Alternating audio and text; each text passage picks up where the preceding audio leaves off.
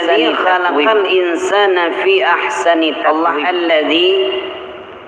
Allah yang telah menjadikan ianya Allah, yang telah menjadikan ianya Allah akan manusia takwim fi ahsan, dalam seindah-indah bentuk, dalam seindah-indah bentuk. Rab segi bentuk lebih getanya manusia dengan makhluk yang lain, getanya manusia dengan makhluk yang lain, sangat lengkap Allah ciptakan getanya manusia, sangat lengkap Allah ciptakan getanya manusia. Allah nebuh akai bagetanyo, nebuh akai bagetanyo dan nafsu. Adapun bak makhluk yang lain, adapun bak makhluk yang malaikat Allah nebuh akal, umpama malaikat Allah nebuh